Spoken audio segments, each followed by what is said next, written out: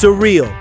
That's the first word that popped into my head when that game finally wrapped. I'm Ethan Carter, and honestly, I'm still trying to figure out what the heck went down at Lumen Field last night. An offense that tripped over its own feet and still managed to win.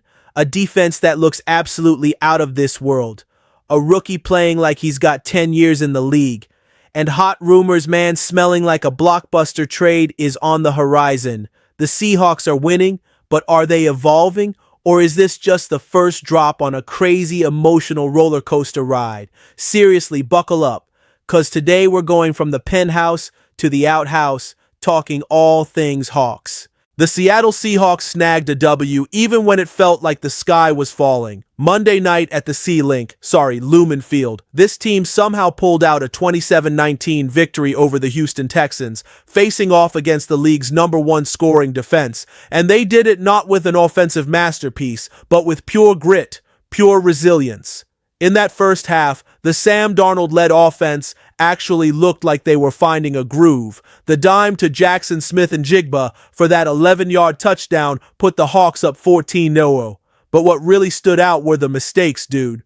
4 turnovers, including a Darnold fumble in their own end zone that Houston recovered, plus another pick in the second half. Despite all that mess, Seattle still hung 27 points on a unit that was only giving up 12.2 points per game before this thing. On the flip side, though, the defense and special teams, formidable. This defense locked up the Texans, kept them out of the end zone until the final minutes, limited yardage, and provided enough backup so that even a shaky offensive night turned into a win. Now, let's get deep for a second. Technically, what did we see? The offense worked in flashes, right? 316 total yards, 19 first downs, decent numbers against that opponent, but only 2 conversions on 14 third downs. The offensive plan showed its potential, but man, it screamed for consistency. On the defensive side, Mike Macdonald's scheme was nearly flawless, even without key guys like Devin Witherspoon active. My take? This win is huge because it shows these Hawks know how to win ugly, and winning when you're not playing your A game, that's a sign of maturity. That's a potential turning point. But at the same time, it's a massive warning light. If the offense doesn't clean up structural problems like ball security and third down conversions, the margin for error is going to be razor thin come late season. The impact?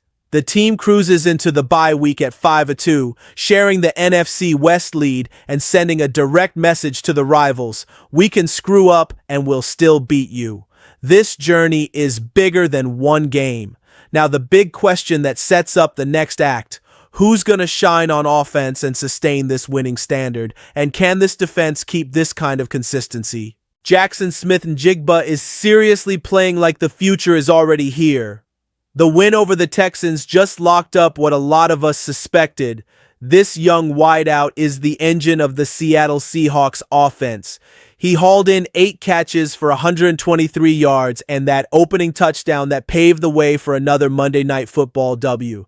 And it wasn't just the silky routes, man. It was the technical and mental dominance of a dude who looks like he sees the game in slow motion. Smith-Njigba is straight up leading the NFL in receiving yards, pulling away from the pack, showing consistency and confidence every single week. Sam Darnold, despite the ups and downs, kept his composure when it mattered, completing 17 of 31 for 213 yards and a score. When the pressure was on, he managed the clock, kept the rhythm going. In the backfield, Zach Charbonnet was punishing that Houston defense with hard runs, punching in 2 touchdowns in short yardage situations, which totally reinforces Seattle's offensive balance, even on days when the passing game is shaky. The defense, meanwhile, did what they've been mastering since day one, pressuring the opposing QB and dictating the pace. C.J. Stroud, Houston's star, was hounded all night and only managed 1 touchdown in the final minutes when the game was pretty much over, dude. The front 7, marshaled by Mike Macdonald, has become a stone wall, with players like Leonard Williams and Ernest Jones IV commanding respect and straight up dominating the trenches. On the other side, Houston had flashes, with Will Anderson Jr. flashing on a sack and a forced fumble that led to a touchdown, but it wasn't enough to truly threaten the Seahawks' victory. The game made one thing crystal clear: This team is finally finding its offensive DNA. Smith and Jigba is the symbol of a new era, and Darnold looks comfortable leading that locker room. There's chemistry, there's confidence, and there's a plan that's starting to solidify.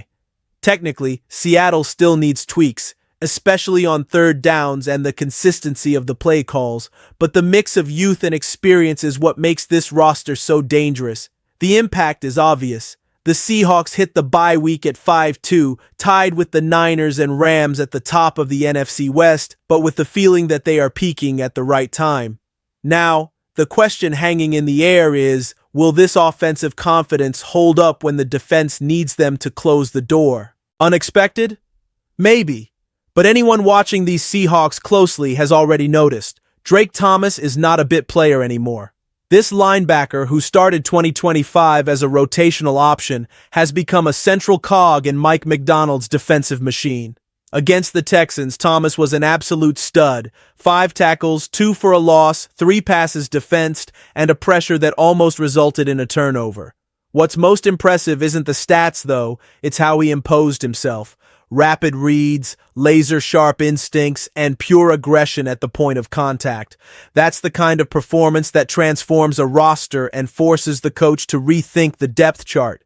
Mike Macdonald, since taking over, has been searching for the ideal inside linebacker pair. It started with Ernest Jones IV and Tyrese Knight, but the equation has changed. Thomas didn't just fill Knight's spot, he redefined the standard. The defense, which was already good, gained speed and versatility. Thomas moves freely, anticipates short routes, and even contributes to the pass rush, allowing Macdonald to play around with tactical disguises and hybrid formations. That adaptability, which is rare in a guy who came into the league undrafted in 2023, is what makes him so valuable. And the locker room has noticed. Leonard Williams, a vet in that group, commented after the game that the kid's energy is infectious, he plays like he's been waiting for this chance his whole life, and honestly, it looks like it. What's cool is that Thomas's emergence also reflects the new coach's philosophy: pure meritocracy. Macdonald doesn't care about names or big contracts. He gives time to whoever delivers. That's how the Seahawks are regaining their defensive identity, the same one that made history during the Legion of Boom era, now reimagined with new pieces and a modern mentality. From a tactical perspective, Thomas's ascent frees up Ernest Jones IV for more specific blitz and intermediate coverage duties, creating a rare balance of aggression and control. The impact is immediate. In the last 3 weeks, Seattle ranks among the top 5 defenses in fewest passing yards and points allowed per game. The fans feel it. The team feels it. The Seahawks aren't just revealing a good linebacker, they're uncovering a cornerstone. The big question now is whether Thomas can sustain this level as opposing offenses adjust their game plans. He looks ready for the challenge. And the next step, with the defense on the rise, is a big-name reinforcement coming to the front 7 before the trade deadline. What if the Seahawks aren't satisfied with just being good? The buzz circulating in Seattle screams championship ambition. According to a recent analysis, the franchise is reportedly evaluating a big investment to bring in star pass rusher Carl Granderson of the New Orleans Saints before the November 4th trade deadline. The suggested package is said to include a 2026 third-round pick in exchange for the 27-year-old defender who's currently on a 4-year, $52 million contract. At first glance, that feels like a heavy price tag, but the context changes everything, man. Seattle heads into the bye week with a top 6 defense in the NFL in points allowed, just 19.4 per game, led by a front that's been suffocating quarterbacks. Even so, Mike Macdonald and general manager John Schneider see room to take that next leap, the one that turns a dangerous defense into a championship defense. Boy Mayfair, a 34-game starter, is productive, sure, but he's been inconsistent. Granderson, on the other hand, offers consistent, relentless pressure, totaling 4.5 sacks, 6 tackles for loss, and 6 quarterback hits through the first 7 games. He's the type of player who would fit Macdonald's hybrid system like a glove, alternating inside and outside alignments, which is something the coach has valued since his Baltimore days. The hesitation is financial. The $18 million cap hit over the next 2 seasons is steep, and it could affect future extensions, even for young guys like Jackson Smith-Njigba and Drake Thomas. The fan base is split. Some are all about the aggressive move for a ring now, others prefer to keep the core and preserve draft capital. Technically, Granderson would bring an immediate boost to the pass rush rotations, especially on obvious passing downs, and give Leonard Williams more interior flexibility. The impact would be clear: more pressure, more forced errors, and less time for rival quarterbacks to react. The central issue is philosophical. McDonald is building a defense based on discipline and synergy. Inserting an expensive, established talent could speed up the process or totally break the chemistry. This is the kind of decision that defines the direction of a season. If Seattle makes the move, it's a message to the entire league. This team isn't just dreaming of the playoffs, they're aiming for February. And if they don't, it shows confidence that what they already have is enough to compete with the Niners, Eagles, and Cowboys on equal footing. Any veteran fan knows, sometimes the best move is to trust what's already working. The question is, do Schneider and McDonald think that way? The truth is, the Seahawks are back to being a team that's fun to watch. Between the screw-ups, the improbable wins, and the new faces stepping up, there's this feeling of finding their essence again. Mike McDonald brought back the defensive soul, and the offense is starting to believe it can close games. There are still flaws, absolutely, but there's also purpose. Every week, the Seahawks look less like a project and more like a genuine threat. Are we seeing the start of a new era in Seattle, or just a flash before the storm hits? Let me know what you think in the comments. Hit that subscribe button if you haven't already, and smash that notification bell.